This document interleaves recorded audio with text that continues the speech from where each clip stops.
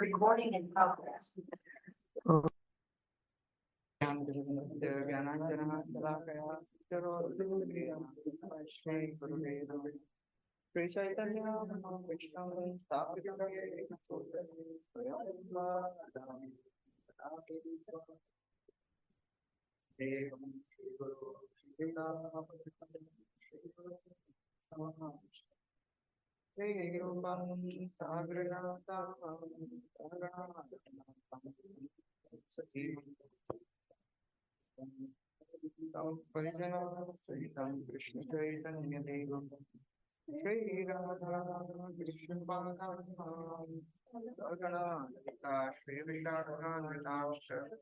Hey Krishna, Karuna, Sindhu, Veerabandhu, Gopeshna, Gopikanta,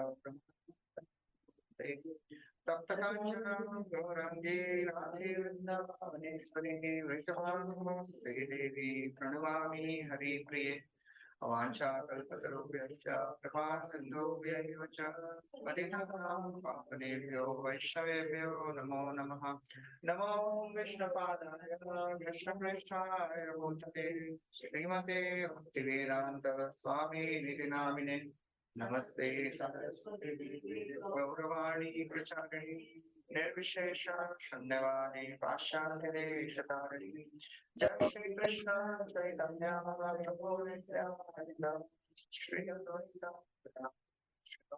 Vedanta, Hare Krishna, Hare Krishna, Krishna Krishna, Hare Hare, Hare Rama, Hare Hare. Hare Krishna, Welcome everyone. We are discussing from Srimad Bhagvatam. We are on Canto 3. We'll be discussing 11th chapter today, the calculation of time from atom. So this is a discussion going on between Maitreya Muni and Vidurji. And so far, Maitreya Muni has described the process of creation, because Vidurji had asked about so many questionnaire topics. And Vidurji answered, Maitreya Muni answered about the topics of creation, and now he is giving the answer, he'll give the answer of time, regarding time. He had asked about the division of matter also. So, in the first verse, before answering the time factor, Maitreya Muni thinks that describe the nature of time is very difficult. So let me describe about the divisions of matter first. So that's what he starts in the 11th chapter, first verse. Maitreya Vacha Sadvisheshana Aneko Sanyuta Sada Kyeyo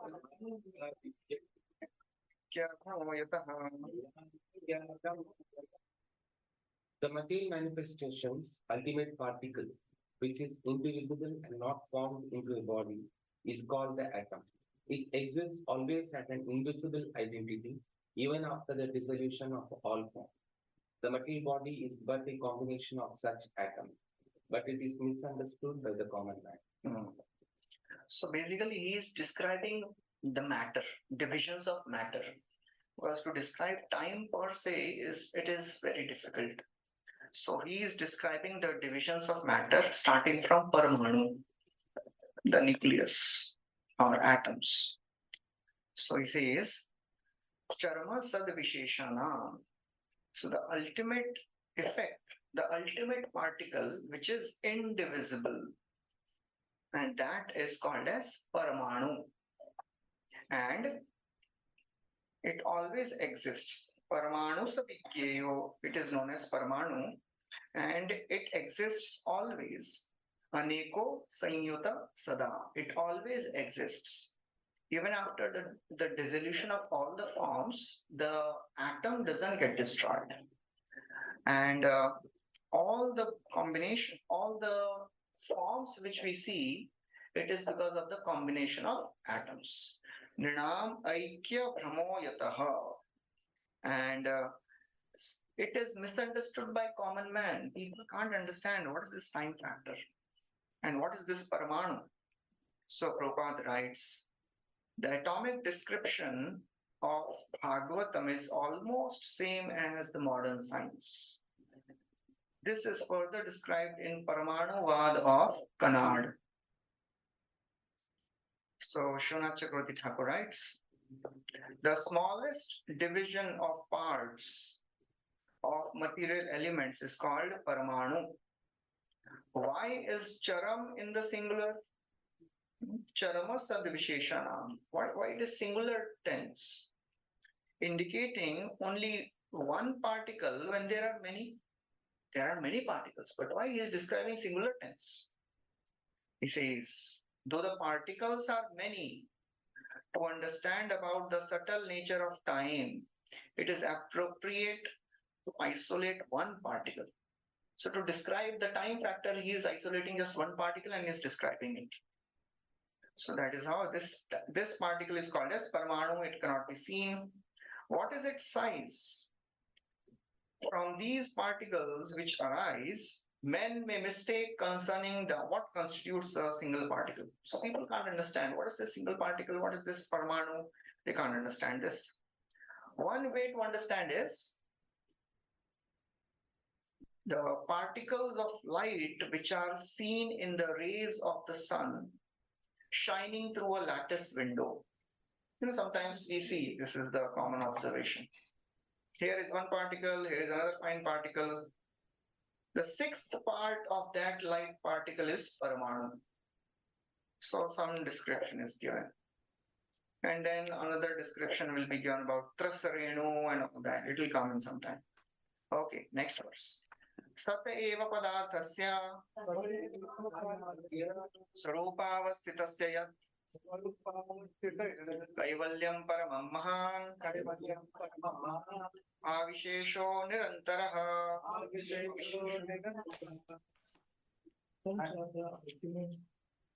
Ready?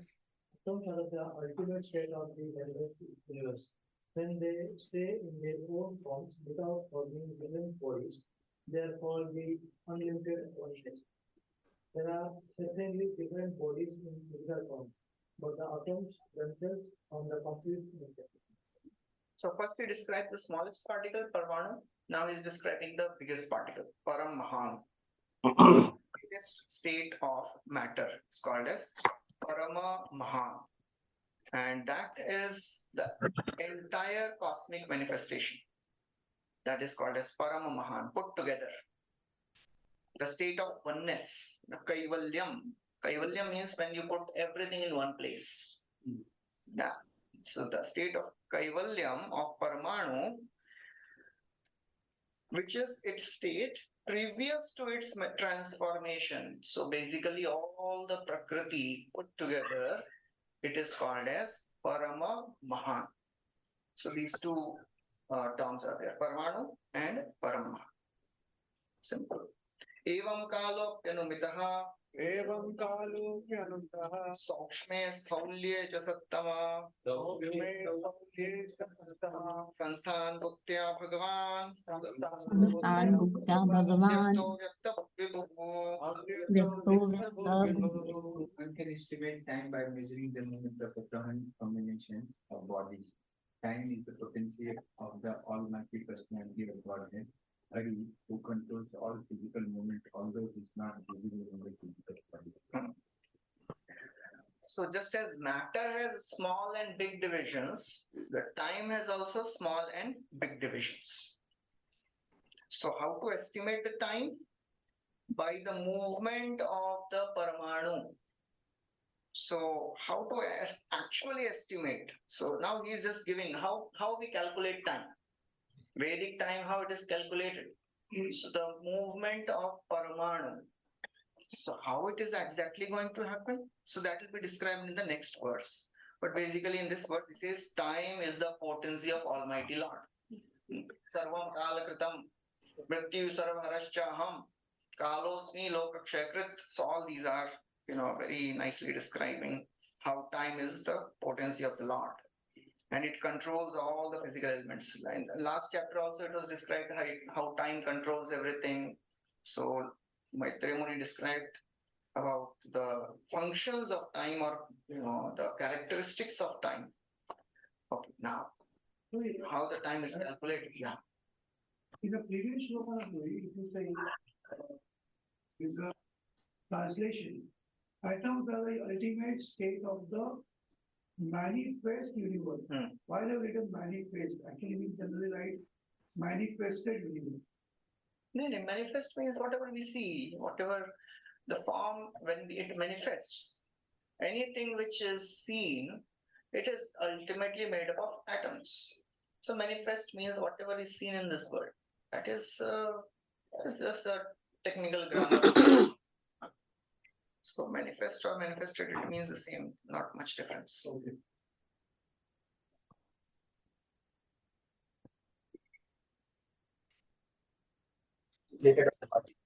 You can try.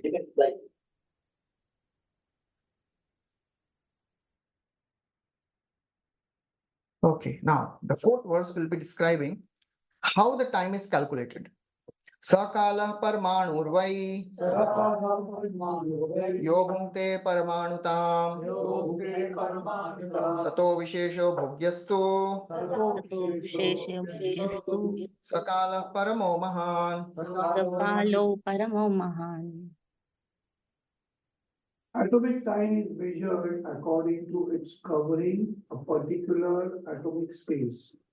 That time which covers the unmanifest aggregate of atoms is called the great time.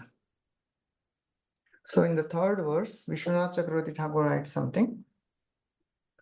Time can be understood in a manner similar to the existence very fine and very great particles of matter. Just like the matter has small and big, time has same. How do these extreme dimensions arise? He says, by pervading through the finest and the greatest states of matter, by his Shakti, the Supreme Lord, by nature which is unseen, limits the whole universe. So this entire universe is basically limited by time factor, and that's how Lord controls this universe. And then he pervades it all, he is Vibhu also. Okay, so now how the time is calculated? So there are two things which are described. So there is Paramanu and Paramamahan. Similarly, there is Paramanu time and there is Paramahan time. So what is Paramanu time? The time which elapses for the sun to pass over the form of Paramanu. So that is called as Paramanu time. Simple. That's time sun takes to cross a Paramanu. Itna distance jitne time mein cover kiya, that is called as Paramanu time. And the time which pervades the entire creation, the time of Brahma's life, that is called as Parama Mahan time. Time in the form of sun, by expenditure of years and yugas, starting with the creation and ending with the dissolution. That is called as Parama Mahan time. So all these, some of the terms will be very technical. We are not going to discuss the details of the technical aspects of how the time is calculated. So Prabhupada writes, time and space are two correlative terms. Time is calculated by the movement over space. So they are connected. We cannot describe time per se. We can describe time only in terms of space. Time is measured in terms of its covering a certain amount of certain space of atoms. Standard time is calculated in terms of the movement of sun. Time covered by the sun in passing over an atom is called atomic time. And the greatest time of all covers the entire existence. That is, Prabhupada is not using the term here Parama Mahan time, but the verse says Parama Mahan. And Vishwanath Chakravarti Thakur also describes Paramanutam and Paramamahan. Paramanu time and Paramahan time.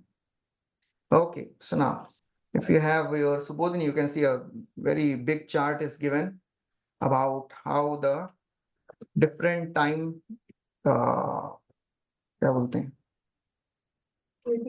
Time units. Yeah. So all the time units, what they indicate and how they correspond to the modern time. So all this is given in 5th to 11th verses. अणोर्ध्वो परमाणु स्यात् त्रसरेणुस्मृतः जालार्करश्म्यवगतः खम्मेवानुपतन्नगात्. Kammevanupatannagaat. The division of gross time is calculated as follows. 2 atoms make one double atom, and 3 double atoms make one hexatom. This hexatom is visible in the sunshine when enters through the hole of a window screen. One can clearly see that the hexatom goes up towards the sky. So that is how, technically it is described. So hexatom is trasarenu. 2 parmanu, that is called as anu. And 3 anu is called as trasarenu. So that's how now the further divisions will be described. Trasarenu trikam bhungte. Yakalasa truti smritaha. Yakala sarvate smrita. Shatabhagastu vedasyat. Shatabhagastu vedasya. Stulava smritaha. Taistaivistu lava smrita. The time duration needed for the integration of 3 Thrasharenus is called a Truti. And 100 Trutis make one Veda. 3 Vedas make one Lava. So, so far we have heard so many terms. Truti yugayate, twam apashyatam, lavamatra sadhu sangha. So, what is all that? All these are different terminologies. So, all this is described here. त्रुटि क्या होता है, love क्या होता है, वो त्रुटि युगायते है ना, वो गोपी गीत में आता है ना, त्रुटि युगायते त्वाम अपश्यताम. व्हाट इज त्रुटि? ये है त्रुटि. लव क्या है, क्षण क्या है, क्षण भी आएगा आगे. निमेश, युगायतम निमेशेन, वो भी है इसमें. So these are not just one, कुछ भी बोल दिया, अलग अलग terms है. No, these are all very specific terms. So what is this truti? So it corresponds to, Prabhupada writes, But 8. in the modern times, it's just we cannot even fathom this. Yeah, so that's how it is described. Oh. So that's how the Vedic scriptures are so very, detailed. Minute. Actually, अभी जो पढ़ रहे ना तो it is like uncertainty principle.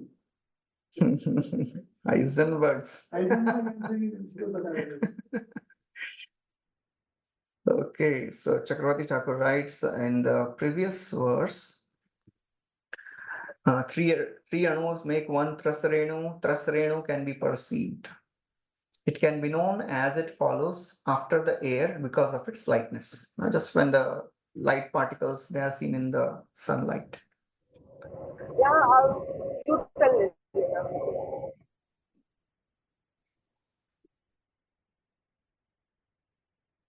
What is the evidence of Anu and Parmanu?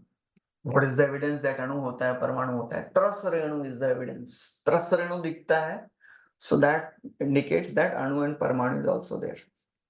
It is a common rule that without having dense and numerous parts, the possessor of parts cannot be seen. Okay. So when particles come together, then they can be seen. So that is a common understanding that Trasarenu is seen, that means it is further divisible. And further divisible parts are Parmanu, Anu, all that. Trasarenu is the possessor of parts with 3 gross Anu as its parts. So some technical description. Okay, and then he says, just as Jaimini argues that 3 partridges, okay, that is a different thing. Okay, so now in this verse, Prabhupada describes, it is calculated that if a second is divided into 1687.5 parts, each part is that duration of a truti. All these are actually calculated, So Surya Siddhant, Chakravarti Thakur writes about Surya Siddhant. What is a truti? Time taken for a needle to pierce a lotus leaf. Truti. कितना समय लगेगा lotus leaf को piers करने में. So that is Truti. So one of our one of the technical things will come in the 9th verse. So okay, I'll tell that when 9th verse will come. Okay, so that is Truti. Then 100 Truti is one Vedha, and 3 Vedha is one Lava. So Lava means it is how much? 300.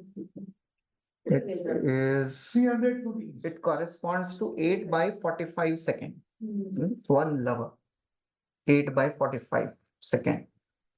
So मतलब 0.00 कितना भी हो जाएगा, calculate कर लीजिए. 8 by 45. मतलब Less than 0.5 seconds. More than 5.5 seconds. 0.5 is 8 upon 15, na? 8 by 45. 40 also 1/5 of a second. Yeah. Lava की बात कर रहे हैं. Yes. Lava is 8 by 45. 45. Less than the. Yes. We'll just calculate it and then we'll see. 8 by 45 exactly कितना होता है? 0.17 seconds. Yeah. So 1777. So that is one lava. So one lava मात्र साधु संग उतना ही लेना है, ज्यादा नहीं.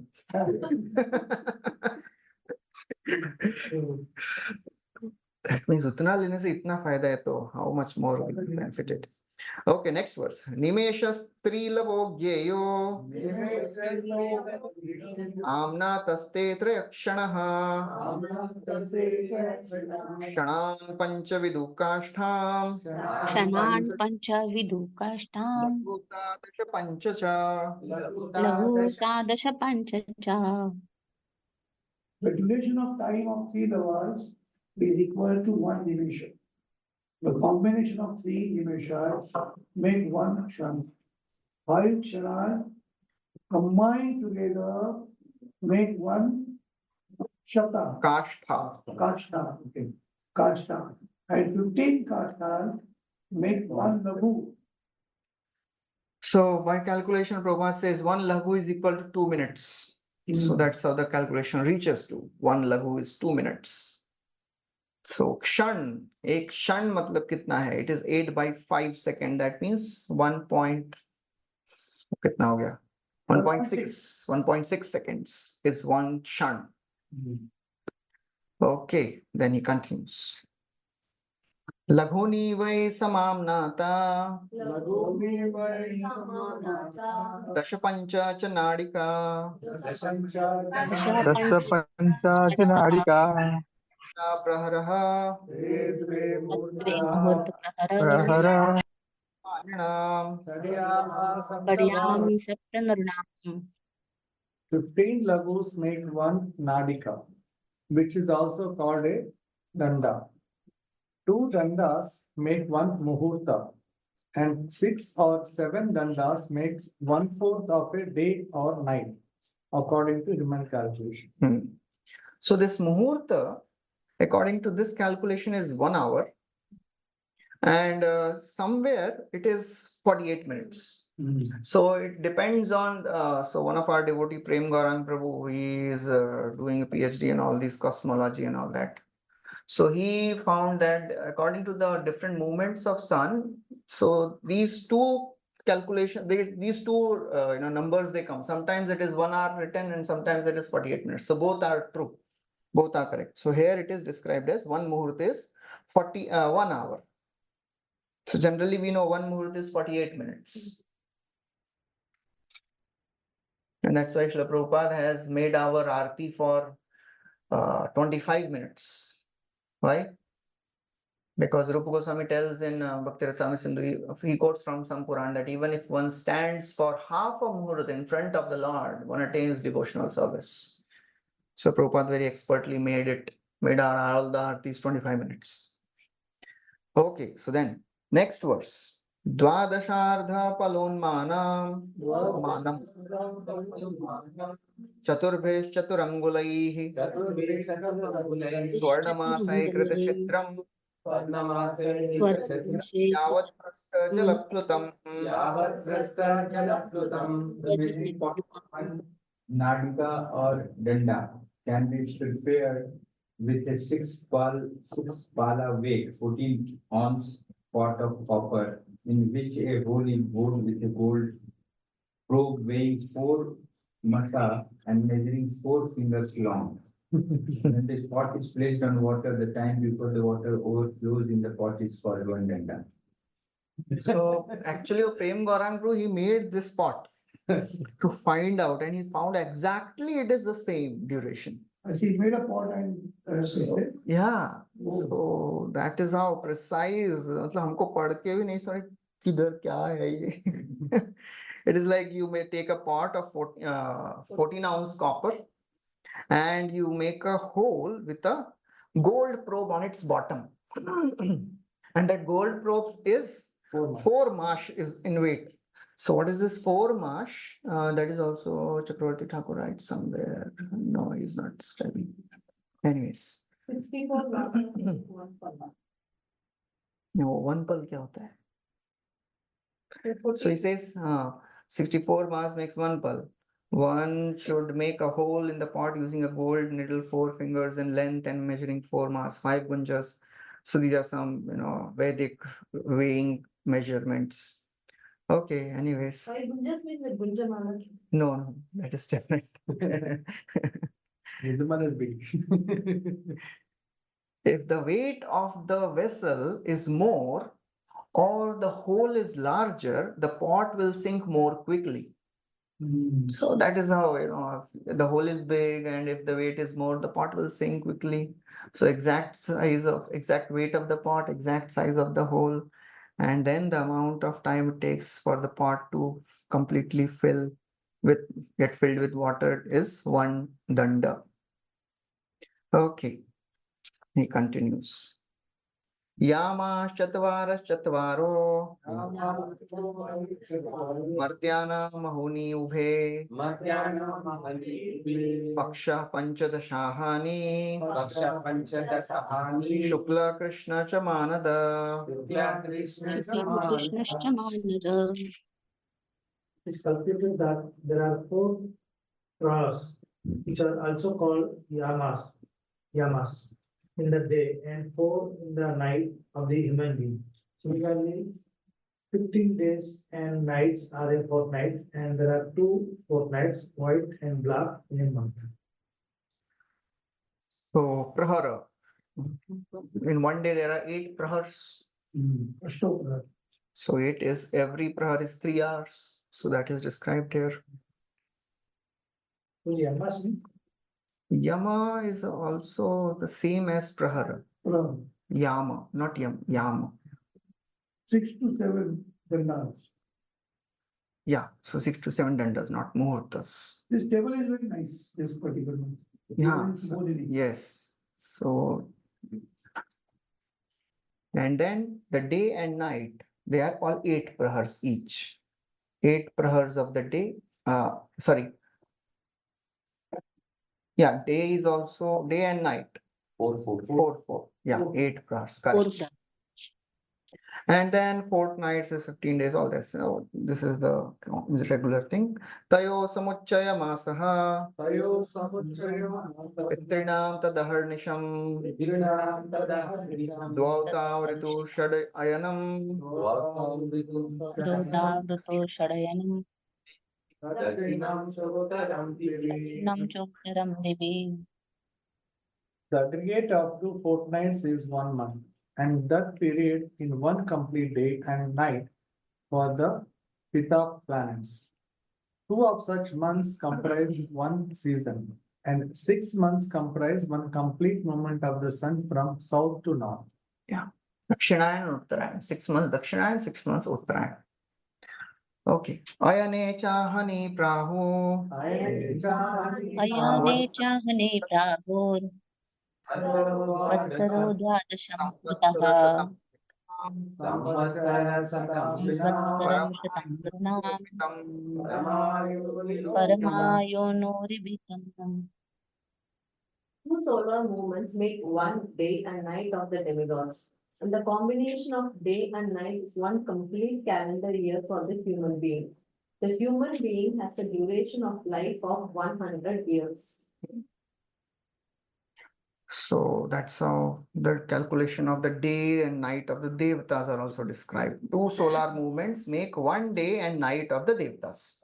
So that means one full year is one day, and that is 24 hours For the- of the Devatas.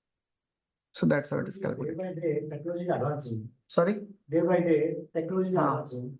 So a lot of medicines are there. What if they still, like now it's 100 years, but now we see around 70, 80. You cannot defeat the laws of nature, you know.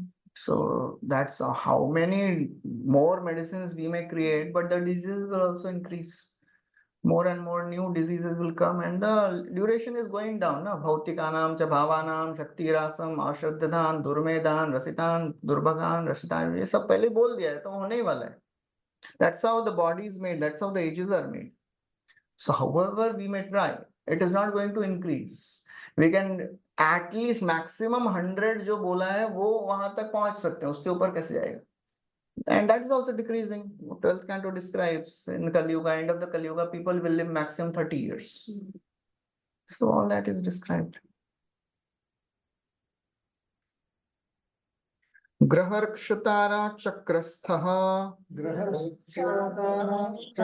parmanavadina jagat परमाणुवादिना जगत् samena संवत्सरं parisho vibhuho. पर्यन्तेने Influential stars, planets, luminaries, and atoms all over the universe are rotating in their respective orbits under the direction of the Supreme, represented by eternal Kala. So that's all the time, all the planets, they are revolving in this Kala Chakra. You know, that will be described in great detail in the 5th canto, the Kala Chakra. The Kala Chakra is represented by the nakshatras, the 27 nakshatras, and all the planets.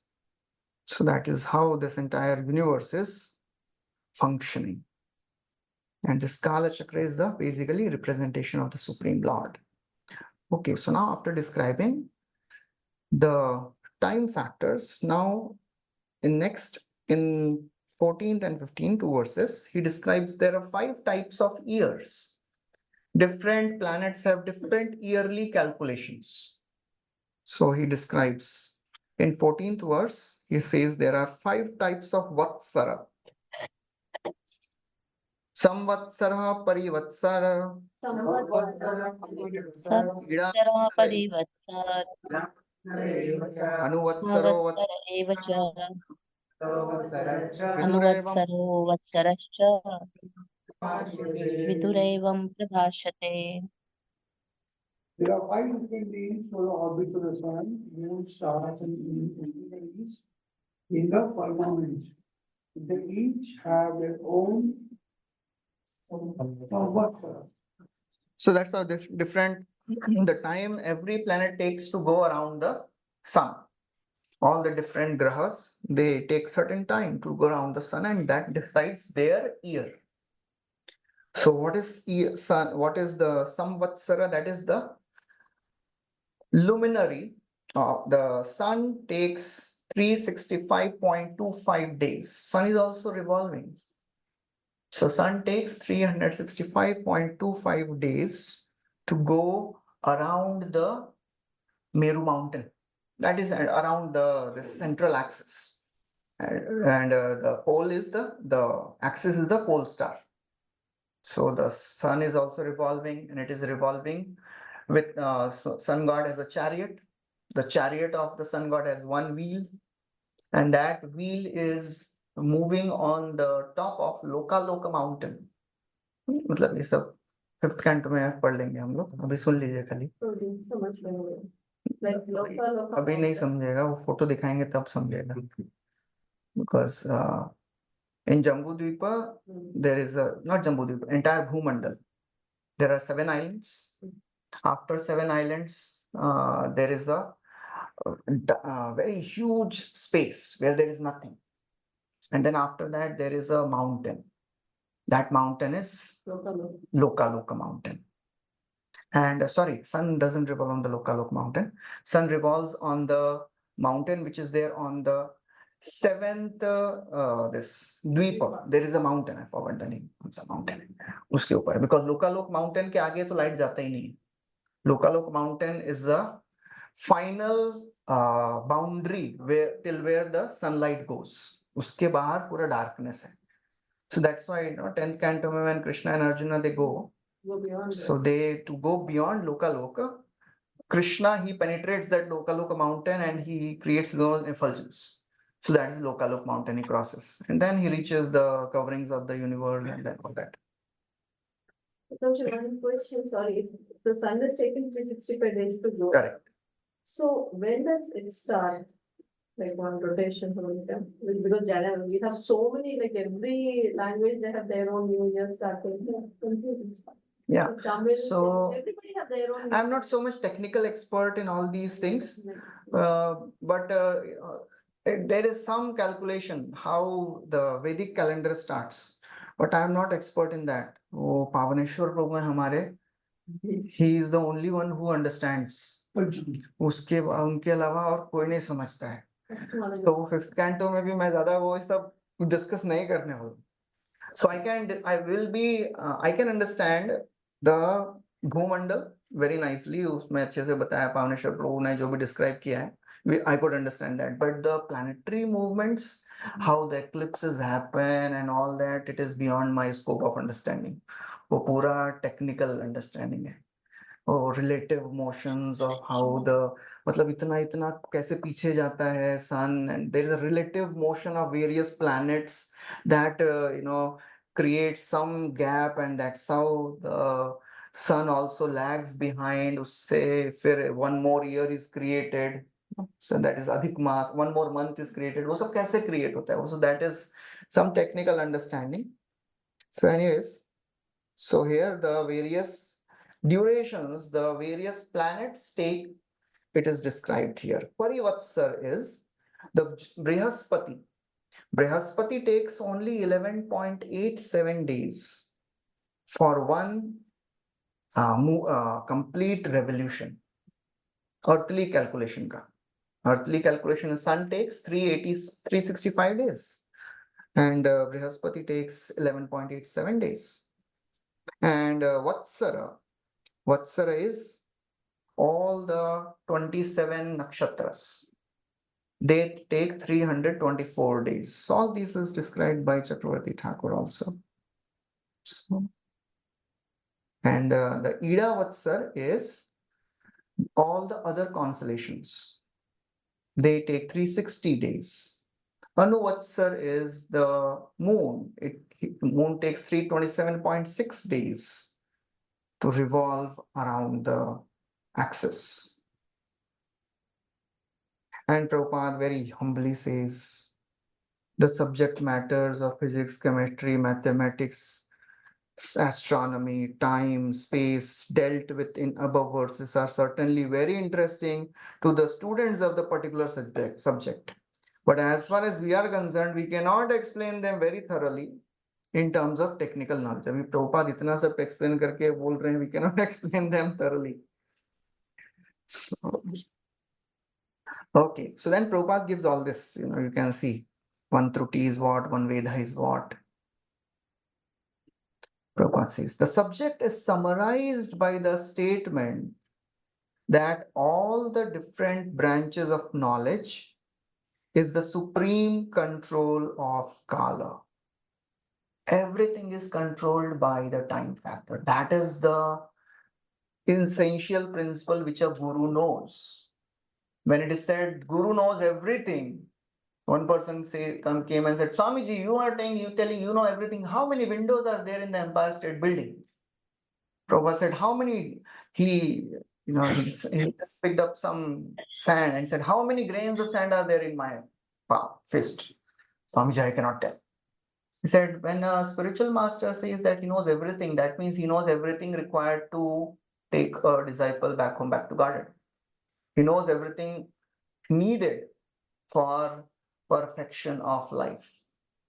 He may not be knowing the technical details of how things are happening, but this one thing he knows. Everything is controlled by Kala. Nothing exists without him, and therefore everything, however wonderful it may appear to our meager knowledge, is but the work of the magical wand of Supreme Lord. Idam me pumsa tapasa shrutasya va shrishtasya suktasya cha buddhi dattayo avichyuto artha kavibhirnirupito yaduttama shloka gunanuvarnanam. This is the first canto of chapter. Narad Muni is saying, whatever field of knowledge is there in this world, it is all meant for Uttama Shloka Gunanu Varnanam. Everything should be used to glorify the Supreme Lord. That is the ultimate understanding. That is the ultimate purpose of all the branches of knowledge. Physics, chemistry, maths, astronomy, everything. Yat Uttama Shloka Gunanu Varnanam. Okay. Next verse. He says, all these 5 different types of years are there, and sun is also revolving. It revolves 360 in 365 days. He says in the next verse, one should offer respects to the sun at least once every 5 years. एक बार तो करना चाहिए प्रणाम. Why? He says, he gives 3 reasons. Okay, we can read the translation. Little difficult verse to recite. Translation, somebody can read. O Vidura, the sun enlivens all living entities with his unlimited heat and light. He diminishes the duration of life of all living entities in order to release them from their illusion of material attachment. And he enlarges the path of elevation to the heavenly kingdom. He thus moves in the firmament with the great velocity, and therefore everyone should offer him respects once every 5 years with all ingredients of worship. So he does 3 things. First, enlivens all the living entities with his heat and light. Diminishes the duration of living entities. With every rising and setting of the sun, the life is decreasing. Ayur harti vaipumsam uddyamastan. He diminishes the duration of life in order to release them from their illusion. But people, they can't understand that my life is decreasing. I have to get out of this illusion. That's the purpose of day and night. That one understands that my life is decreasing. My hairs are growing white. Now I have to take more interest in spiritual life. That is the purpose. And third is, he enlarges the path of elevation to the heavenly kingdom. That is the Shukla. Shukla Krishne Gatihi Ete Jagata Shashvate Mate Ekaya Yatyana Anyaya Vartate Punaha. This is the 8th chapter of Bhagavad Gita. The path of light and path of darkness. 8th chapter. Remember something? Yes. Why not the path of light and path of darkness? It is described in the. So in Bhagavad Gita, last section, Krishna describes in the 8th chapter how the yogi, if he lives in the daytime, in the dark time. So what is this day and night? That is Dakshinayan and Uttarayan. So Uttarayan is the path of light. And in that, there are so many deities which are involved. So the yogi wants to leave the body in Uttarayan because it is a very favorable time to reach Brahmaloka. Because just like simple, if you want to travel a long distance, you travel in the morning time. It is easy, no traffic. So Uttarayan is the morning time where there is no traffic, no obstacles. So in all these deity of the day, deity of the sun, deity of the uh, moon planet also, they are all taking the soul, guiding the soul to reach the Brahmaloka. So that is the Uttarayan. So the sun is one of the deity which enlarges the path of elevation to higher destinations also. From Jan. Makar Sankranti se shuru hota hai. 6 months. So that is why that Bhishma Dev also wanted to leave. Yeah, he waited for Uttarayan. So that is the reason. Dhomo Ratri Tatha Krishna Shanmasa Dakshinayanam. That is described. Oh, Shlok Mehta as Homoratri. If a yogi leaves the body in the dark time, in the night, so all that is Dakshinayam. So nobody wants that. Okay, so now Vidurji, he will describe from 16 to 42 verses lifespan of others who are beyond the Kalpa of Brahma. Yes, That sir. is 5 years. I don't know only 5 years, but that's what Chakravarti Thakur also doesn't write much about that. Why only 5 years is mentioned. But that's what Vidurji Maitreya Muni describes. That at least once in 5 years so karna chahiye.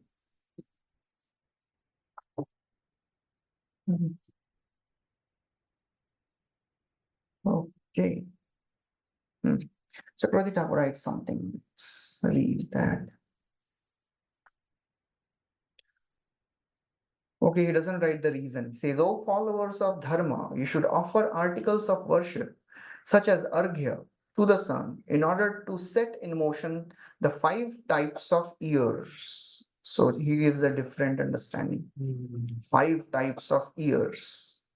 And Prabhupada writes at least once in 5 years. Anyways. So now Vidurji asks, please tell me about the life duration of people who live more than one day of Brahma. That is what he's asking in the 16th verse. Vidur Uvacha Pitrideva Anushanam Ayu Param Midam Smritaha आयुः परम् इदं स्मृतम् Chakshva परेषां गतिमाचक्ष्व Kalpanat Bahirjaha. येष्युकल्पात् बहिर्विधः. Vidura said, I now understand the life durations of the residents of Pita planets and heavenly planets as well as that of the human beings. Now kindly inform me of the duration of life of those greatly learned living entities who are beyond the range of a kalpa. Okay, so I have understood about the life duration of human beings and all the other heavenly planets, but उसके ऊपर वाले लोग तो कल्प से ज्यादा जीते हैं, उनके बारे में बताइए. So that is what he's asking for. भगवान वेद कालस्य भगवान् वेदकालस्य मती भगवतो ननु विचक्षते धीरा योगराधेन चक्षुषा. O spiritually powerful one, you can understand the movements of eternal time, which is the controlling form of the Supreme Personality of Godhead. Because you are a self realized person, you can see everything by the power of mystic vision. Hare Krishna. So that is the faith a disciple has, spiritual master. This comes very regularly. All the disciples, first of all, they describe that I have believed that you can answer my questions. Where the first place we see this in Bhagavatam? When Vyasadeva says to Tomarkavad Paryatan Trilokim, you are like sun, you are like Paramatma, you are like the air. You travel everywhere, you can see inside and out, you know, you can answer my questions. So that's how, all the disciples, whenever they ask questions, they express their faith that I have faith in you. That's how Suta Goswami glorify. Yaswanubhavam Akila Shruti Saramekam Yatkena. Will recite that? Yes. Yaswanubhavam Akilam Shruti Saramekam Adhyatma Deepam Atititirshatam Tamondham Samsarinam Karunaya Purana Kuhyam Upayami Gurum Muninam. So that's how it is. He's saying you can enter the heart of the trees also. So please enter my heart and please allow me to speak this Bhagavatam. So that's how he is glorifying. Vyasdev glorifies. Tom paryatan arkavat triloki. Just like sun travels all the 3 planetary systems, you also can enter. You travel everywhere. You're like Paramatma, you're like the air. So he says, Bhagavan, you are spiritually powerful one. Veda kalasya, you understand the movements of time. Gati Bhagavato Nanu, which is the controlling form of Supreme Lord. Lord controls everybody, everything by time factor. Vishwam vichakshate dhira. You can see everything by your yoga radhena, by your mystic power.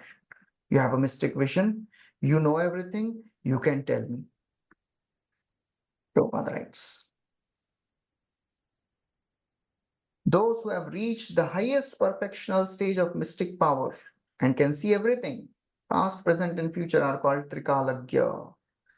Similarly, the devotees of the Lord can see everything clearly. So that's how the devotee also becomes as powerful as the Lord by the mercy of the Lord. He also can see past, present, and future by the mercy of the Lord. That is Yoga Siddhi. Prabhupada says devotees do not have to endeavor for any Yoga Siddhi. They are competent to understand everything by the grace of the Lord, who is sitting in everyone's heart. One time, one devotee from GEV, he asked Radhanath Swami Maharaj, Maharaj, we are working here, serving, and you come very, few days and stay here for some time. How do we know that you are aware of whatever services we are doing? Because this is your project. सब कुछ आपके लिए कर रहे हैं इधर, So how to understand? So Maharaj said, do you believe in Paramatma? Said, yes, Maharaj. So by the mercy of the Paramatma, whatever is needed for the spiritual master to be known is revealed within the heart. Oh. So that is what is, the wonderful thing with a devotee. Lord gives the knowledge, whatever is needed. He understands everything by the grace of the Lord who is sitting in everyone's heart. Okay, now he continues. What is a Devata year? Maitreya Uvacha. Kritam Treta Dvaparam Cha. त्रेताद्वापरं च कलिश्चेति चतुर्युगं द्वे वर्तवादशैर्वेषे सावधानं निरूपितम्. Maitreya said, O Vidura, the 4 millenniums are called the Satya, Treta, Dwapara, and Kali Yugas. The aggregate number of years of all of these combined is equal to 12,000 years of the demigods. So all these years, all these 4 yuga, 4,32,000 into 8,64,000 plus 8,64,000 plus uska triple uska whatever. 10 times 4,32,000 is one yoga chakra. That constitutes only 12,000 devata years. So that is the calculation. Okay. समझ गया ना, मतलब इतना, this is so far simple to understand. आगे होगा complicated. And then he says, Prabhupada writes, as will be clarified in subsequent verses. And then Prabhupada says, 1, the years of demigods are equal to 360 years of humankind. So 360 years of human is equal to 1 year. 1 year of devtas. As will be clarified in subsequent verses. 12,000 of the demigod years, including the transitional periods, which are called Yuga Sandhya. So this Yuga Sandhya is a very interesting thing. It will come in detail in the next 2 verses. Chatvari trini dve chaikam sankhyaitani sahasrani. No, sorry, kritadishu yathakramam sankhyaitani sahasrani संख्यातानि सहस्राणि विगुणानि शतानि च equals 4,800 years of the years of the demigods. The duration of the Treta millennium equals 3,600 years of the demigods. The duration of the Dwapara millennium equals 2,400 years. And that of the Kali millennium is 1,200 years of the demigods. So simple calculation है. You can see the chart is also there, I think, in the Subodhini. 1200 into 360, it comes to 34 lakh 32. So that's how we have to calculate. So it is Chatur Yuga, one Chatur Yuga. Okay, so now he continues. What happens later? We are on verse number 20. So Prabhupada described the calculation in the purport. Prabhupada doesn't give any pain to all the people reading. पहले calculate करके दे दी. संध्या संध्यांशयोरंतर यह काल शतसंख्ययः यः कालः शतसङ्ख्ययो तत्क्य तमेवाह्युर्युगं तज्ञः यते यत्र धर्मो विधीयते. The transitional periods before and after every millennium, which are a few hundred years as actually mentioned, are known as Yuga Sandhyas, or the conjunctions of the two millenniums, according to the expert astronomers. In those periods, all kinds of activities are performed. This is Yuga Sandhya going on for your kind information. If those who don't know, Kali Yuga का Yuga Sandhya चल रहा है अभी. That's why all kinds of religious activities are at their peak. So in all the Yuga Sandhyas, the religious activities are at peak. So that's why this is Yuga Sandhya. What is this Yuga Sandhya? End of one Yuga and then the meeting. Yeah, that is there. Okay, there was some question. I was reading that. Okay. Okay, so Chakravarti Thakur writes, what is this Yuga Sandhya all about? So whenever the two yugas they meet or the transition happens from one yuga to the next. So there are two sandhyas, one in the beginning, one in the end. Correct. So the junction at the beginning is called sandhya.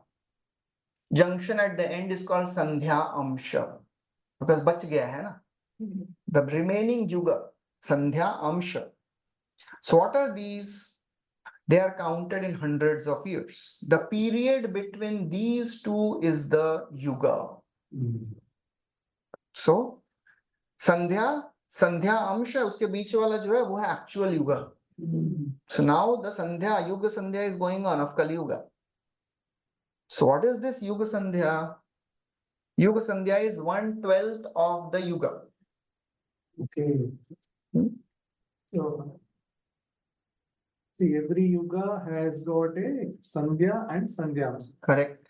So how do we know that we are in Sandhya of Kali Yuga or Sandhyams of Dwapar Yuga? No. Sandhya of Dwapar Yuga is over. 432 is Kali Yuga. You divide that into 12 parts. That part we're talking. Yeah. So this is inclusive of this. Correct. 432,000 is whole Yuga, Kali Yuga. In that there is Sandhya in the beginning, 1/12. The last 1/12 is Sandhya Amsha, and the middle is the Yuga, actual Kali Yuga. So in that it will be fully manifested. So that's why it is. Now it is Sandhya Amsha going on. Sandhya is going on. That's why all the Yuga, all the. Have the quality of. Yeah, because there is some spillover of the previous Yuga, na? Correct. So that's why some activities are still going on. So that is how it is like common, nothing difficult to understand because Dwapar has just gone by, so some activities are still continuing. So 1/12 of that particular yuga. 432 now, 432,000. Yes.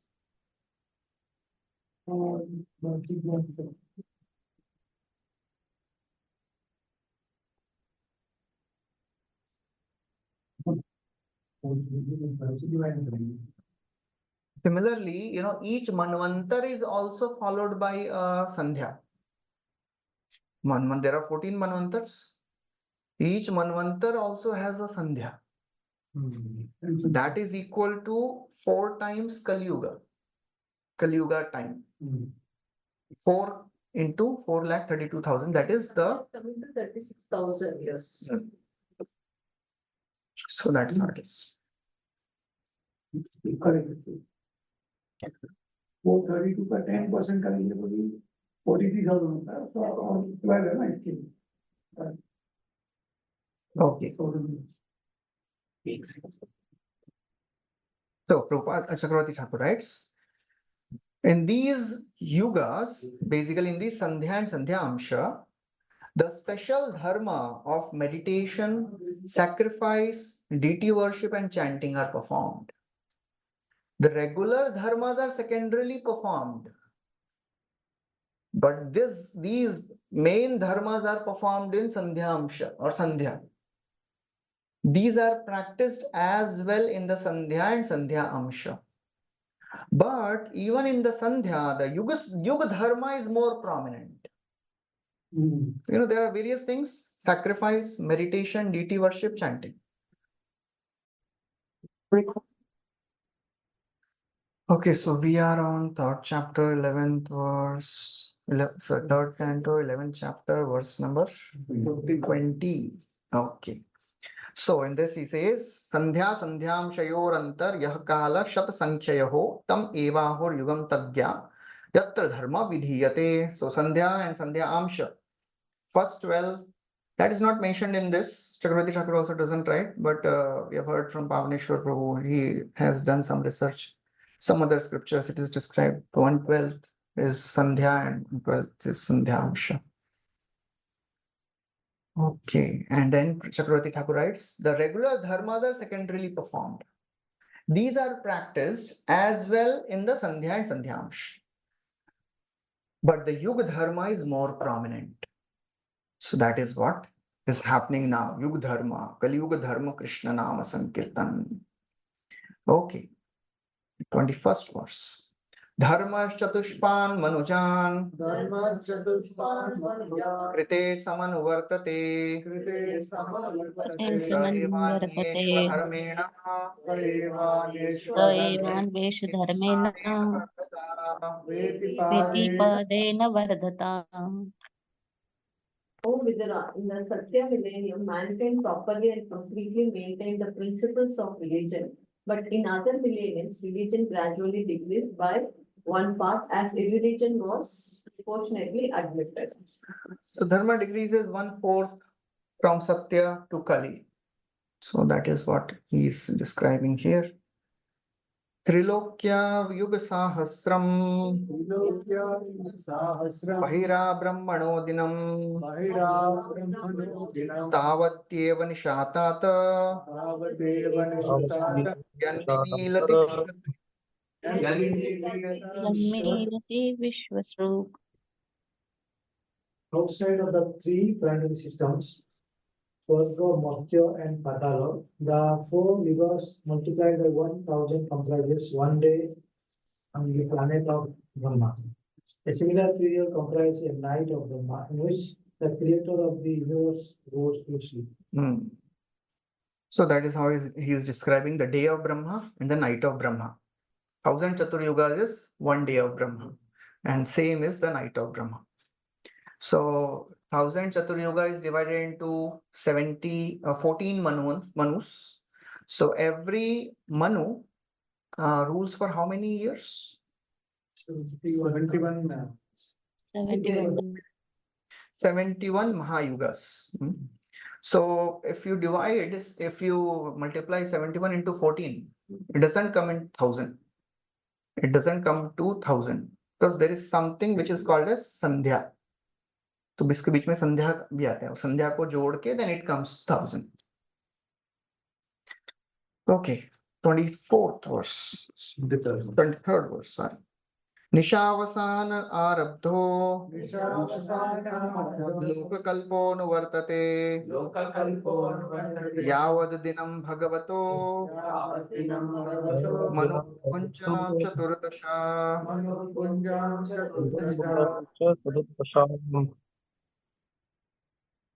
After the end of Brahma's night, the creation of the three worlds begin, again in the daytime of Brahma, and they continue to exist through the life durations of 14 consecutive Manus or fathers of mankind. Yeah, that we know, simple understanding. And then he says, yeah, translation, 24th verse. Each and every Manu enjoys a life of a little more than 71 sets of 4 millenniums. Little more, because we discussed there is Sandhya Kal also. Yeah. So Prabhupada writes, the duration of life of one Manu is about 8,52,000 years. Or calculation of human beings is जो भी है 306720000. Okay. So 1 month. In one day of Brahma, there are 14 Manus. Yeah. Correct. Then And in Brahma's life is like 311 trillion 40 billion years. No? उतना ही है बस ज़्यादा नहीं है. For him, it is the same experience as we have of 100 years. That is how relative time is. Just like we live for our 100 years, for Brahma it is same 100 years. उनके लिए just like small insects, they take birth in the night, they grow, they produce, they die. All their 100 years are in that 6 hours. For their experience of 100 years is that only. So that's what we are experiencing. Brahma is also experiencing. सबके लिए relative है time. Although time factor is the same, but the perception is different. Brahma also perceives, अब भी तो बूढ़ा हो रहा हूँ मैं. Now it is 51 years of Brahma ji. 50 was first year going on. So for him the perception is the same. उसमें कितने आए चले गए. So that's how wonderful it is. मन्वन्तरेषु मनवास् तद्वंश्या ऋषयः भवन्ति चैव युगपात् सुरेशाचानुये च तान्. सुरेशाश्चानुये च After the division of each and every Manu, the next Manu comes in order, along with his descendants, who rule over the different planets. But the 7 famous stages and demigods like Indra and their followers, such as the Gandharvas, all appear simultaneously with Manu. So every Manu, 6 personalities they appear, who are the expansions of Krishna or Vishnu. Manvantara, Manu, Deva, Manuputra, Sureshwara, Rishaya, and Amsha Avatar. The prominent ruling Manu, he is the expansion of the Lord. All the prominent Devatas, they are the expansions. Manuputra, the sons of Manu, they are also expansions. Sureshwara, Indra, he is also expansion. Rishaya, the Saptarishis, and Amsha Avatar. So the everything will be described in the 8th canto in great detail. Because in the 3rd canto, it will come, after the creation happens and then Brahmaji creates Kumaras and they refuse to procreate, and then Brahmaji is thinking what is going to happen, and then Swayambhu Manu appears and Shatarupa, and then they get married and then they procreate, they fill the universe. So Vidur asks, I have heard that Adi Rajasya this Swayambhu Manu, he is Adiraj, the first king, and he is great devotee of the Lord. Can you please tell me about his descendants? So 3rd canto का एक question का answer करने के लिए 3 cantos went by. 3rd canto Kardam Kapila Devahuti gaya उसमें. 4th canto Daksha and all those Dhruva, and then पूरा story उनका ही family का ही चल रहा है. 5th canto प्रियव्रत, फिर उसमें एंड में भूमंडल और वो आ जाएगा. 6th canto was a little detour. Then 7th canto, okay, 6th canto also describes some things about Ajamil and all those things. उसके बीच में बहुत सारा ये इनका ही फैमिली भी आ जाता है. 7th canto was a detour. And then in the 8th canto, in the beginning, Shukdev Goswami Parikshit Maharaj says, I wanted to hear about all the Manus. आपने एक मनु क्या बताने के लिए 3 कैंटो लगाया. बाकी 13 का वो कभी बताएंगे आप. So in the 8th canto he summarizes everything. So all the 13 manus are described in 8th canto. So that's how this. Sorry. Yes, yes. Attention mat लीजिए. हम उधर तक नहीं जाएंगे. I'm wondering when you learn that 8 times. So that's how the flow is. Because in between so many, whenever Amsha Avatar comes, so Lord say, Shukdev Goswami says that, oh, in this Manu, the Amsha Avatar was Ajita. He appeared and supported the Mandar from the top. I have heard about Samudra Manthan. वो बताओ ना. फिर समुद्र मंथन आ जाता है उसमें. And then one avatar is Vamana Dev. I have heard about Vamana Dev. Please tell me the story of Vaman and वो पूरा फिर उनका story. That's how the 8th canto goes by. Many stories they come. Okay. So whenever there is no qualified person to become Indra, Supreme Lord becomes Indra. Just like it happened in the first Manvantara somehow. Who was the Indra? This first Manvantara, I forgot. Okay, I'm not remembering. He is the expansion of the Supreme Lord himself. The Indra is the expansion of Supreme Lord himself in the Swayambhuva Manvantara. So that is how it is. All these 6 personalities, they change every Manvantar. So the first set of Devatas which are created by Mahavishnu, they are called as sense Devatas, the primary sense Devatas. So all these sense Devatas created by Lord, they are the expansions of the Lord. They are not Jiva Tattva, they are Vishnu Tattva. तो सबसे पहले जो production होता है. And then after that, in every Manu, all these prominent devatas, they are Jiva Tattva. Only the first Manvantar ke jo devatas and they are Vishnu Tattva. They are expansions, personal expansions of the Lord. And all the subsequent Manus, the devatas are Jiva Tattva. They are empowered personalities. Okay. So that is what is described in the 25th verse. All these 6 personalities come. एष दैनान्दिनः सर्गो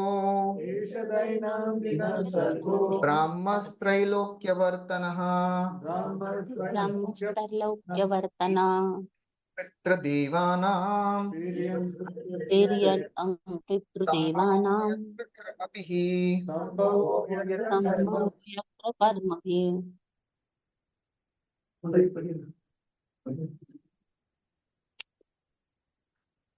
In the creation, during Brahma's day, the 3 planetary systems, Swarga, Madhya, and Patal, revolve and the inhabitants, including the non-animals, demigods, and Pitas, appear and disappear in terms of their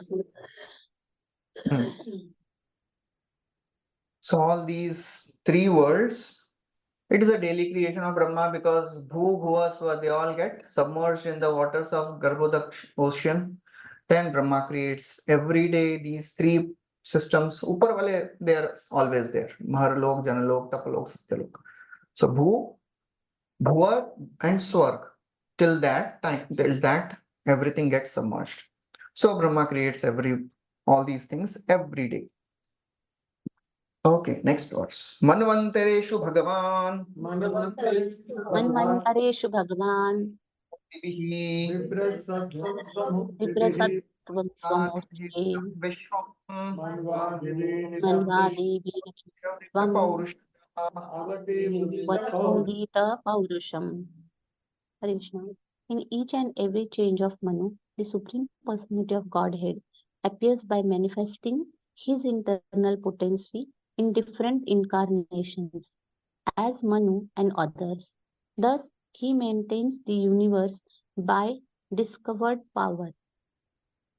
So that's what we discussed. Lord manifests himself in 6 avatars, 6 ways, and he protects the Manu, the duration of the Manu. Okay, so now from 28 to 32, what happens at the end of the Kalpa that is described? When Brahma sleeps, what happens? Tamo matram तमोमात्र उपादाय प्रतिसमृद्धविक्रम Shesha कालेनानुगताशेष Ye. आस्ते तृष्णे विनातये. the end of the day, under the insignificant portion of the mode of darkness, the powerful manifestation of the universe merges in the darkness of night. By the influence of eternal times, the innumerable living entities remain merged in that dissolution, and everything is silent. So that is a description of Brahma's night. So Kalagni Rudra. So the Lord in the form of Kalagni Rudra. So Rudra is the Devata for destruction. So that Rudra factor comes into picture and starts destroying all the lower planetary systems.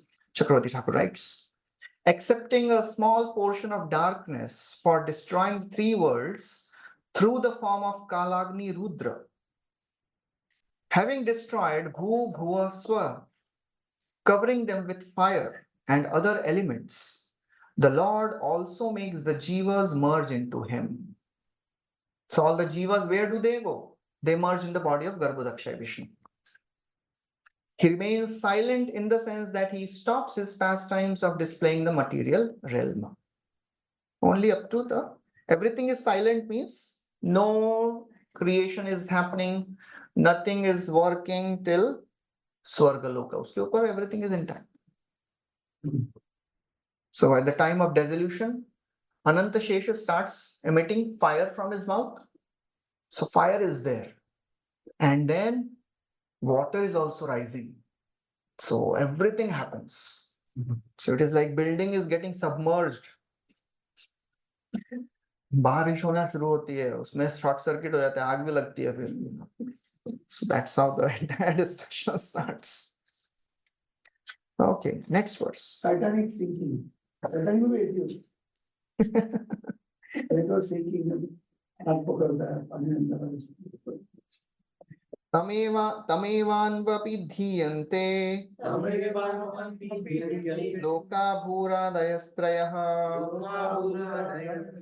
निशायामनुवृत्तायां निर्मुक्त Shashi भास्करम्. When the night of Brahma's ensues, all the three worlds are out of sight, and the sun and the moon are without glare, just as in the due course of an ordinary night. So the sun and moon, they are always there. They don't disappear, but they are without glare. Prabhupada writes in the purport the same thing. The glare of the sun and moon disappear, but the sun and moon do not vanish. They appear in the remaining portion of the universe. They are always there. They don't get destroyed. So there are three types of annihilation, four types of annihilation. Anyone knows? Pralay, four types of pralay. से पहले एक बार प्राकृतिक नित्य प्रलय every moment, नैमित्तिक at the end of the day of Brahma, प्राकृतिक at the end of life of Brahma, आत्यंतिक is when the living entity gets liberated, the destruction of the subtle body. That is आत्यंतिक प्रलय. Okay. त्रिलोक्यां दह्यमानायां शक्त्या संकर्षणाग्निना यान्ति उष्मना महरलोका जनं भृग्वादवर्दिताः. Very interesting. मतलब नीचे आग लगा है तो अभी कहाँ जाएंगे, बिल्डिंग में ऊपर चले जाते हैं लोग. So that is what happens, नीचे पूरा it is blazing fire. So all the sages from Marloka they shift to Janlok. Janlok में भी ज्यादा गर्मी हो रहा है तो और ऊपर. So that is what is described here. Yeah. Now this is being described as where? We are on 30th verse. No, Janaloka, Mahaloka, we are Above, yes, correct. Up to Swargaloka. Up to Swargaloka, the destruction is happening. So above Swargaloka, everything is intact. But the heat is, reaching. And then they start. Yeah. So that is described if you read the translation. The devastation takes place due to the fire emanating from the mouth of Sankarshan, and thus great sages like Bhrugu and other inhabitants of Mahalloka transport themselves to Janaloka, being destroyed by the warmth of the blazing fire, which rages through the three worlds below. So that is how this destruction is happening. And then the water also starts rising. Before that, or just imagine the fire is there and the wind starts blowing. It spreads everywhere. Now that is what happens. Next में क्या होता है? पढ़िए translation. The beginning of the devastation, all the seas overflow and hurricane winds blow very violently. Thus the waves of the sea become ferocious, and in no time at all, the three worlds are full of water. Yes. We won't really any of these things will be out in one. No. No, which one? माताजी बोल रहे हैं, मुझे नहीं देखना है सब. It's not out, I didn't remember it, even if we somewhere. Of course, in living entities they can't experience. वो तो गए, you know. But the scriptures they tell us everything, you know, what is happening. So that is the glory of scriptures. Even if we are not there, they tell us आगे क्या होता है, how the destruction of the universe happens. I'm just thinking we will not experience this much. See, if you want to experience, that's what Markandeya Muni wanted. I want to see the Maya Shakti. पूरा अच्छे से दिखाया उन्होंने. So if we have the desire, then Lord can show that also. ऐसा पिटाई हो के then he thinks, अरे बाप रे, and then it vanishes in moment. Everything is intact in next moment. So the Lord gave the experience of millions of years in that moment. Okay, anyways. It is said that the blazing fire from the mouth of Sankarshan rages for 36,000 human years. इतनी देर तक जलता है. Then, for next 36,000 years, there is rain, accompanied by violent winds and waves. These reactions of 72,000 years are the beginning of the partial devastation. That's how it starts. People forget all these devastations of this world and think themselves happy in the material progress of civilization. That is Maya. So Prabhupada never, misses to describe the essence. Wow, इतना मजा, wow, what a spectacular sight, but तुम्हारा पिटाई कितना हुआ वो नहीं देख रहे हो, We forget all that while enjoying this world, that we are insignificant. Okay, then what happens after this? So after the dissolution, all the Bhuvaswar is submerged in water. Then the sages of Janaloka, they offer prayers to Garbhodakshaya Vishnu. Anta sa tasmin salila aste nanta shano harihi yog nidra nimilakshaha stuyamano janalaye.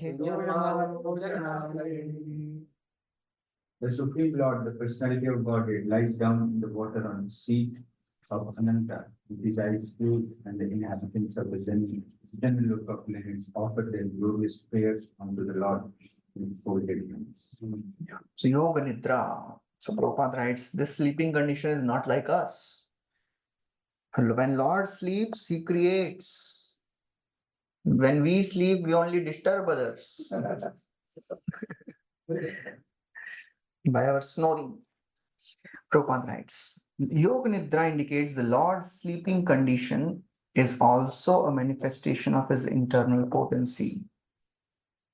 Whenever the word yoga is used, it should be understood that it refers to that which is transcendental. So Lord's sleep is not in Tamogun. Lord's sleep is completely transcendental. It is not anywhere connected to the modes.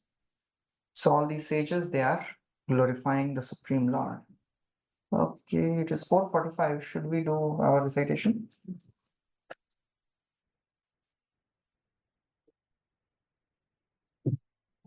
I'm just stopping the recording.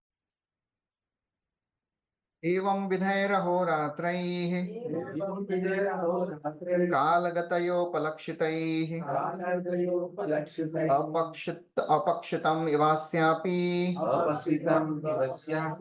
परमायुर्वयं शतम्. Then the process of the exhaustion of the selection of life exists for every one of the living beings, including Lord Brahma. One's life endures for only 100 years in terms of the times in different planes. Okay, in this way, the days and nights of Brahma pass, and his life also comes to an end. So, Prabhupada, what he'll write in this purport, we all can predict. If Brahma also dies. So, naturally, Prabhupada is describing the temporary nature of this world, how everybody is fearful. Even Brahma is fearful of death. The longest duration of 100 years belongs to Brahma, but although the life of Brahma is very long, it expires in due course of time.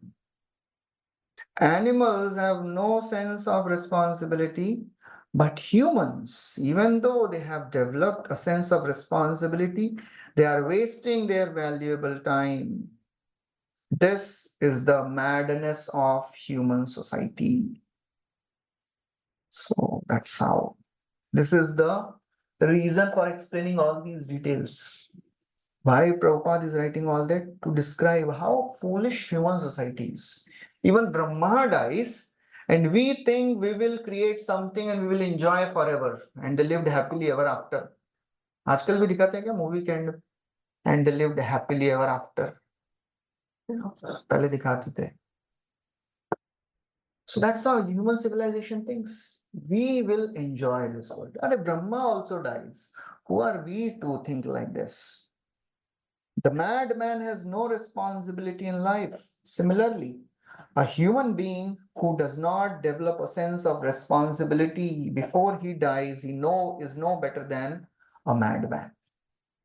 That is how human life is so very rare. Nridehamatyam sulabham sudurlabham plavam sukalpam gurukarnadharam mayanukulena nabhasvateritam puman bhavabdim natarensa atmaha. This human body, Nirdeha, is very suitable boat to cross the ocean of material existence. We have achieved it very easily. Sulabham, although it is Sudurlabham. And in this boat, there is a captain. Who is the captain of the boat? The Guru. Guru is Karnadhar. And there are favorable winds. Which are the favorable winds? After we get this Guru, the favorable winds of instructions and the scriptures, they are the favorable winds which can guide this boat. And we can cross the ocean of birth and death. So therefore, it is a great responsibility for a human being. Chakravarti Kaviraj Goswami also describes how foolish people are. They're not hearing the pastimes of Mahaprabhu. They are wasting their time. Paya manushya janma jena shune gauru gun hena janma tara vyartha hoila. Paya amrita dhuni piye vishwagartha pani janmi ase kene nahi maila. Are you have got a human form manushya janma. Hena shune gauru gun. You are not hearing the pastimes of Mahaprabhu. Why did you take birth at all? You are getting nectar, but you are drinking poison. So why did you take birth? Janmiya se kenna Himalaya. You should have died long back. Continues. Yadardham aishastasya parardham abhidhiyate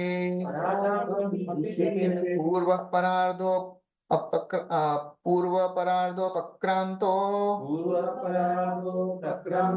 yaparodya pravartate. The 100 years of Brahma's life are divided into two parts, the first half and the second half. The first half of the duration of Brahma's life is already over, and the second half is now current. So that's out now 51st year, first day, first month, first day is going on for Brahmaji. So that is how our scriptures are so very detailed. Okay, then next verse. He describes Brahma Kalpa. पूर्वस्यादौ परार्धस्य पूर्वस्यादौ परार्धस्य Brahmo नाम महान् अभूत् रामो नाम महानभूत् कल्पो यत्राभवत् ब्रह्म कल्पो यत्राभवद्ब्रह्म ब्रह्मेति यं विदुः। शब्दब्रह्मेति यं विदुः. In the beginning of the first half of Brahma's life, there was a millennium called Brahma Kalpa, wherein Lord Brahma appeared. The birth of the Vedas was simultaneously with the Brahma story. So the first day in the first half of Brahma's life, that means the first day of Brahma, that is called as Brahma Kalpa, because it is the Brahma's birthday. इसलिए उनके नाम पे ब्राह्म कल्प बोला है. It is sometimes also called as Padma Kalpa, because lotus flower comes from the navel of Garbhodaksha Vishnu. Not every kalpa lotus flower comes. Sometimes the destruction happens and Brahma doesn't sit on the lotus flower. He creates something else. Or when the Brahma appears, he appears differently, not always on the lotus flower. So that is also described. Chakravarti Thakur writes, first day in the first parardha is called Brahma Kalpa or Shwet Varaha Kalpa. There are two Varaha. We know Shweta Varaha and Nila Varaha or Rakta Varaha. Nila Varaha is described in the Bhagavatam. So Shweta Varaha appeared in Swayambhuva Manvantar. Nila Varaha appeared in Chakshusha Manvantar.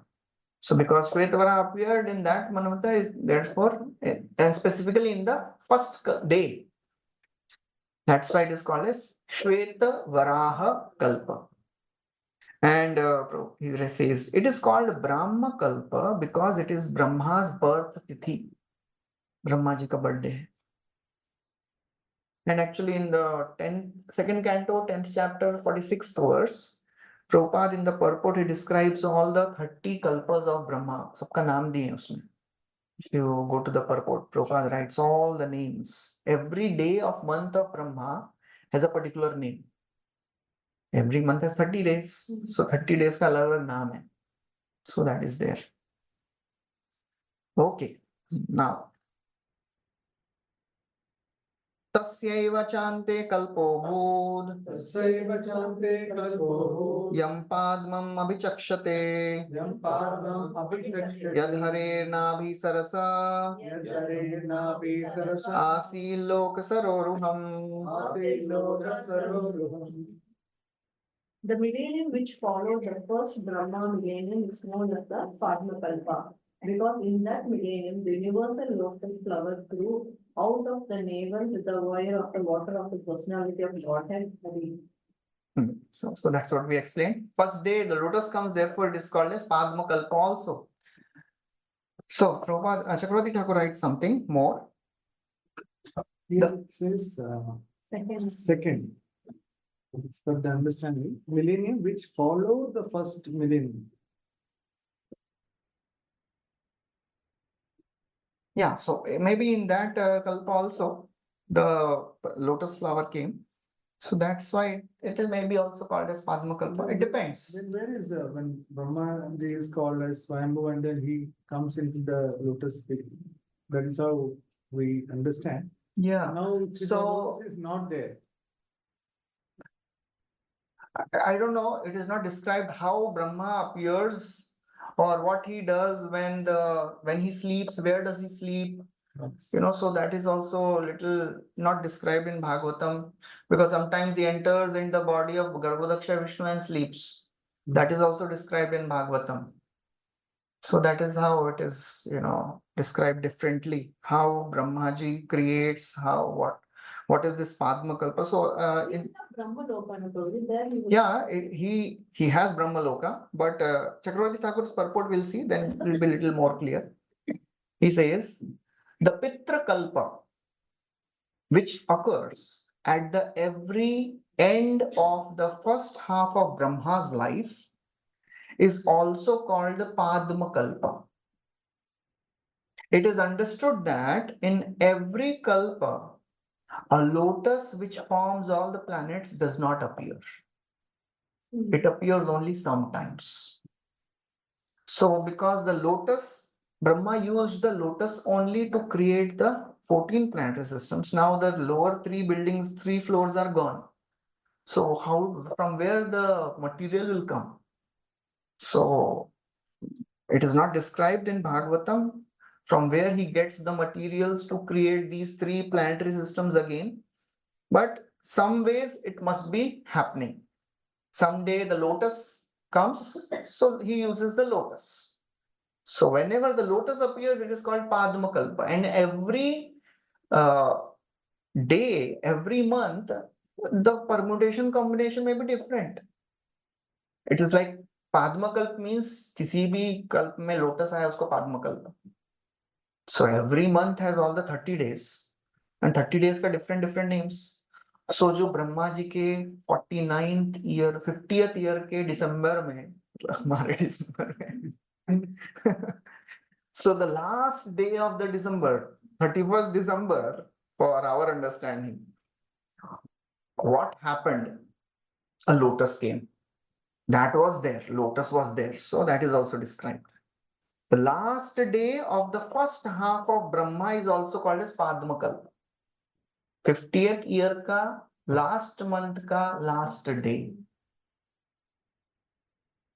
Okay. And last day may be,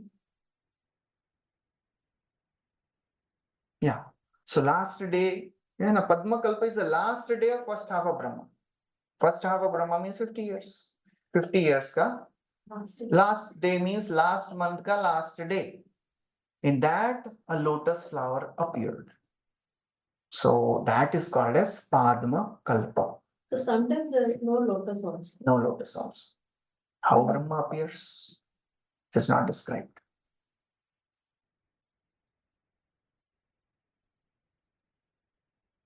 Okay. Brahma is also first living entity, right? Yes. They must be coming from Garbhodak side. How he appears, that is not described. Usually, so for our understanding is the lotus terms and Brahma. Only that day is described in Bhagavatam. Yes. When the lotus appears from the navel of Garbhodaksha Vishnu. That is the only thing which is described in Bhagavatam. In other ways, how he appears, that is not described. Okay.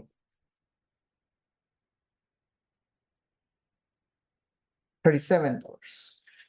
Ayam tu kathitah kalpo Ayam tu katita kalpo dvitiyasyapi bharata dvitiyasyapi bharata varaha iti vikhyato Varaha iti vikhyato parohari. Yatrati Parohari. Hare Krishna. Who descendant of Bharata, the first millennium in the second half of the life of Brahma, is also known as Varaha millennium because the personality of Godhead appear in that millennium as a hog incarnation. So this is very clear. Varahadev appears, therefore is called as Varaha Kalpa. Prabhupada writes, the different millenniums known as Brahma, Padma, Varaha appear a little puzzling for the layman we are experiencing. There are some scholars who think these kalpas to be one and the same. According to Chakravarti Thakur, Brahma Kalpa is the beginning, in the beginning of the first half appears to be Padma Kalpa. So first day of Brahma, lotus appeared, so उसको Brahma Kalpa भी बोलते हैं, Padma Kalpa भी बोलते हैं, Varaha Kalpa भी बोलते हैं sometimes. So that is how it is. Varaha Kalpa is the second half का first day. First half का first day is Padma Kalpa or Brahma Kalpa. कालोऽयं द्विपरार्धाख्यो Nimesh उपचर्यते अव्यक्ताकृतस्यानन्तस्य कियनादेर्जगदात्मनः.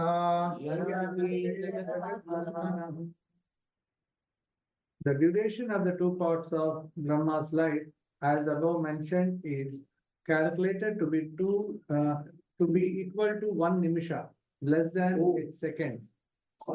For the Supreme Personality of Godhead, who is unchanging and unlimited and is the cause of all causes of the universe. That's how insignificant we are. निमेश निमेश का कितना था calculation 1/? 1 nimisha. 3 lamas. 8 by 15 seconds. 8 by 15 seconds. Sir, Means 1. Slightly more than 0.5 seconds. Okay, so that is the duration in which the entire life of Brahma goes. Jai. So Prabhupada writes, the great sage Maitreya has given a considerable description of the time on different dimensions. Now he attempts to give some idea of the time of unlimited Supreme Lord, how Lord perceives time. Nimesha, entire Brahma's life goes in Nimesha. So Dviparardha is only a Nimesh for the Lord. Chakravarti Thakur writes. Very minute and expansive measures of time have been described. Now the greatest expanse of time is described. The greatest is Dviparardha. And for Lord it is 1 Nimesha. There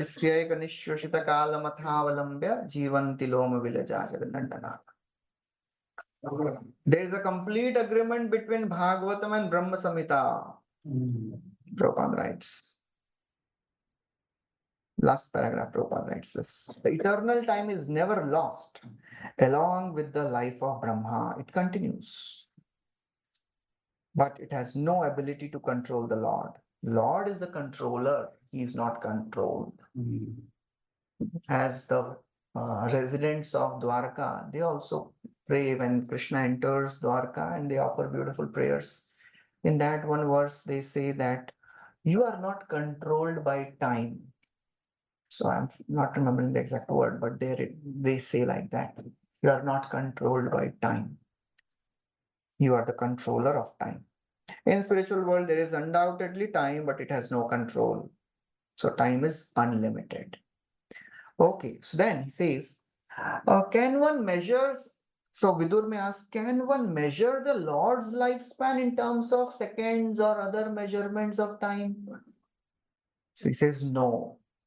It is not possible. Kaloyam paramanvadi. Kaloyam paramanvadi. Viparardhanta Ishvaraha. Viparardhanta Ishvaraha. Naiveshitum prabhurbhumna. Naiveshitum prabhurbhumna. Ishvaro dhama maninam. Ishvaro dhama maninam. Eternal time is certainly the controller of different dimensions, from that of the atom up to the super divisions of the duration of Brahma's time. But nevertheless, it is controlled by the Supreme. Time can control only those who are body conscious, even up to the Satyaloka or the other higher planets of the universe. Time cannot control the Supreme Lord. Nayatra kala prabhavet paraprabhu, they say. Natasmate nata sadangri pankajam virencha vairencha surendra vanditam. Parayanam shemamihechatam paraha na yatra kala prabhavet paraprabhu. Natasmate tenat, we offer our obeisances unto your lotus feet, O my Lord.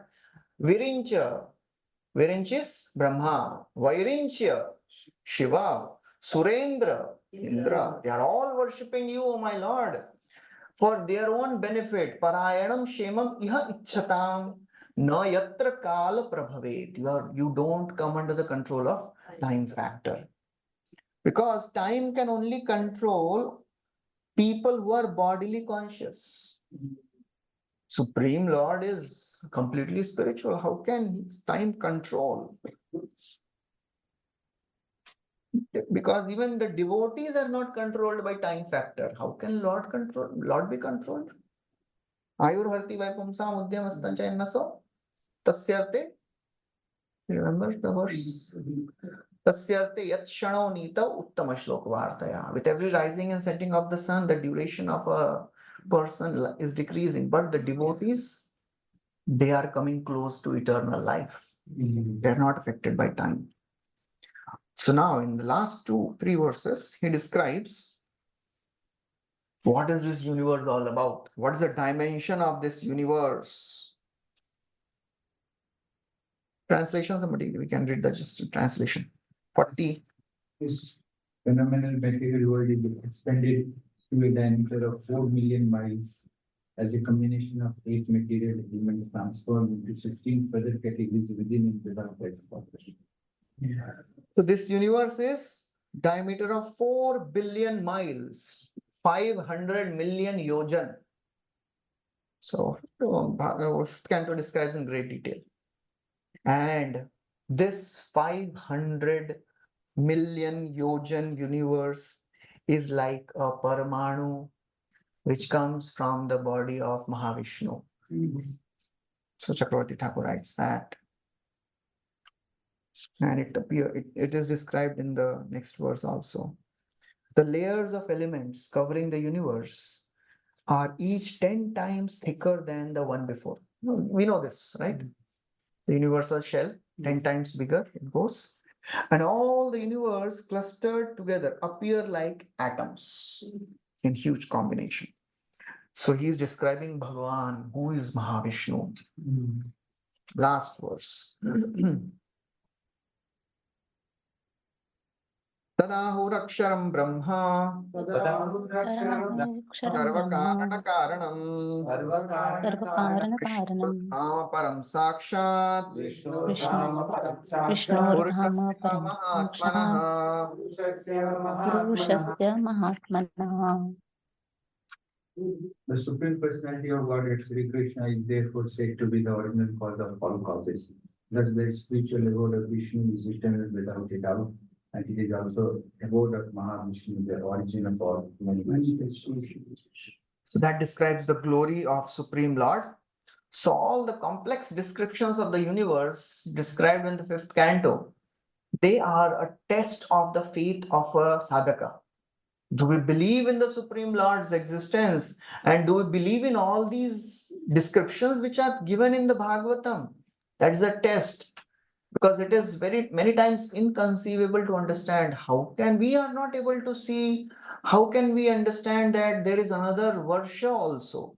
This Bharat Varsha, this is the only thing which we can see. And Bhumandal, our Prithvi, is just a ball, like a ball in this small Bharat Varsha.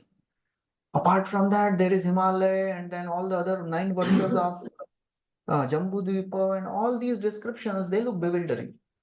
So this is a test of our faith. And when we pass the test, we believe and accept that, then 6th canto describes the glories of the holy name. That's where we can practice our devotional service with faith and steadiness. So that is how the Bhagavatam takes us ahead. So that is how the last verse is described. We'll stop here. Thank you very much. Hare Krishna. Srila Prabhupada ki jai. Srimad Bhagavatam ki jai.